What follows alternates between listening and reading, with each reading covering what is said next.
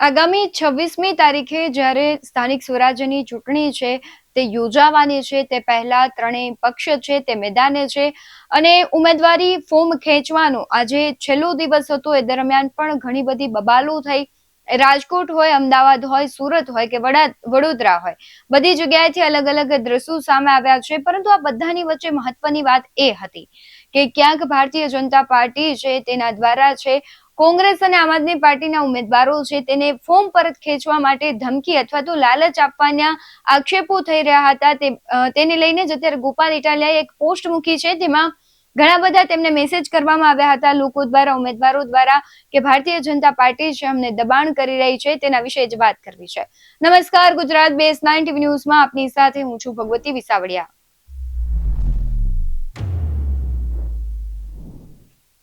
છેલ્લા ઘણા સમયથી આ ચર્ચાઓ થઈ રહી હતી કે લોકશાહી ઢબે છે, ચૂંટણી નથી થઈ રહી, ક્યાંક ઉમેદવારોને તોડવાનો પ્રયાસ થઈ રહ્યો હતો. આ બધાની વચ્ચે આપણે જોયું કે કોંગ્રેસ અને આમ આદમી પાર્ટીએ તેના ઉમેદવારોને અજ્ઞાત સ્થળ પર ખસેડી દીધા હતા. તેમ છતાં તેમને ધમકીઓ મળી રહી હતી, તેમને ક્યાંક લાલચ આપવાના પ્રયાસો થઈ રહ્યા હતા અને એ પ્રયાસો ક્યાંક સફળ થતા દ્રશ્યો પણ આજે સામે આવ્યા છે. આ બધાની વચ્ચે આજે ગોપાલ ઇટાલિયાએ તેમના ફેસબુક પોસ્ટના માધ્યમથી જે સ્ક્રીનશોટ મૂક્યા છે તેના વિશે જો વાત કરીએ તો તેમણે એક સ્ક્રીનશોટ મૂક્યો છે. તેમાં લખ્યું છે, ગોપાલ ઇટાલિયાને કોઈ વ્યક્તિએ મેસેજ કર્યો છે કે ગોપાલભાઈ બાવડાથી જીતેન્દ્ર પટેલભાઈ બીજેપી જેવી અત્યાર સુધી નાગાઈ અને ઉમેદવારને બેવડાવવાના કે ફોર્મ પાછું ખેંચવાનું કામ કરે છે. આ જે સ્ક્રીનશોટ છે તેને મોકલવામાં આવ્યા છે વોટ્સએપમાં. બીજો પણ એક સ્ક્રીનશોટ છે. નમસ્કાર ગોપાલભાઈ, Aam Aadmi Party Bhavnagar Bortalav ward number 9 ના ઉમેદવારને ભાજપ દ્વારા ધમકાવવાનું શરૂ કર્યું અને ફોર્મ પાછું કહેવામાં આવ્યું હતું અને ભાજપ છે ગુંડાગર્દી પર ઉતરી આવ્યું છે. હાલ અમે અમારી પૂરી પેનલ ભાવનગરથી 60 કિલોમીટર દૂર ચાલ્યા ગયા છે ત્યારે ભાજપના લફંગા ઉમેદવારના ઘરે જઈને ધમકી આપે છે. અમે કોઈ ઉમેદવાર ભાવનગર નથી અને અમે કોઈ પણ સંજોગોમાં ફોર્મ પાછું નહીં લઈએ. અમે ભાવનગરથી 60 કિલોમીટર દૂર ચાલ્યા ગયા છે. મારી હત્યા કરવી તો કરી દે પણ હું ફોર્મ પાછું નહીં ખેંચું. હાલ 20 લોકોનું ટોળું અમારા પરિવારને ફોન દ્વારા ધમકી આપી રહ્યું છે. આટલા ઉમેદવાર ભાવનગરના છે. તેમણે ગોપાલ ઇટાલિયાને કહ્યું છે કે આવી ધમકીઓ મળી રહી છે પણ અમે અડગ છે. જો અમારી હત્યા કરી નાખવામાં આવશે તો પણ અમે ઉમેદવારી ફોર્મ છે પાછું નહીં ખેંચીએ. સાથે તેમણે એવું કહ્યું છે કે તેમના પરિવારને પણ ક્યાંક ને ક્યાંક ધમકાવવામાં આવી રહ્યા છે. અને એક સ્ક્રીનશોટની વાત કરીએ તો એમાં લખ્યું છે, મારી ઉપર એક ખોટી ફરિયાદ કરી છે સાહેબ, અત્યારે હું પોલીસ સ્ટેશન હાજર થઈ ગયો છું. ગોપાલ ઇટાલિયાએ તેમને જવાબ આપ્યો છે કે શેને લઈને ફરિયાદ થઈ છે. રાતે એક માણસ મારવા દોડતો હતો અને મારી ઉપર ફરિયાદ તેમણે કરી દીધી છે. મારી પાસે રેકોર્ડિંગ પણ છે અને મને ધોકા મારવાની વાત કરી છે. પછી તેમને રેકોર્ડિંગ મોકલ્યા છે.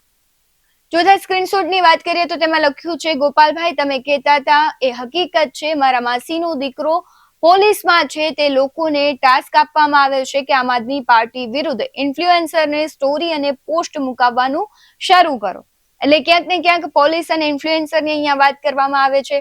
સાથે જ અન્ય સ્ક્રીનશોટની વાત કરીએ તો લખ્યું છે, આ વિડીયોમાં આમ આદમી પાર્ટીના ઉમેદવાર દિનેશ છે તેને સાથે કથિત બળજબરી અને દબાણની ઘટના વિશેની વિગતો આપવામાં આવી છે. વિડીયોના મુખ્ય મુદ્દાઓ નીચે મુજબ છે.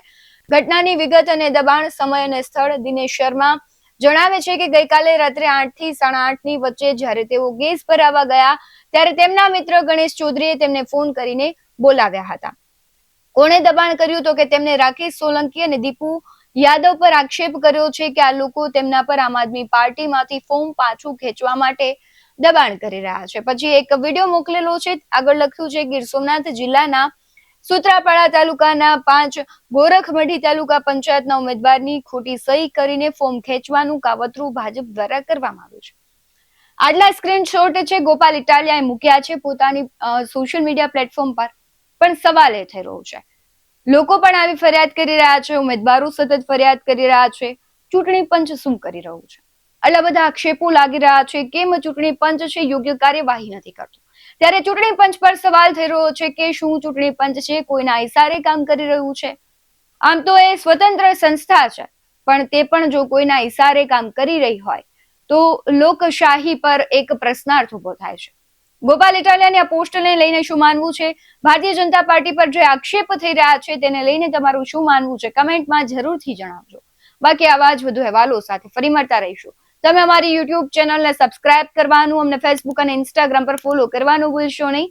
બાકી નવી અપડેટ્સ મેળવવા માટે આપ જોતા રહો BS9 TV ન્યૂઝ. નમસ્કાર.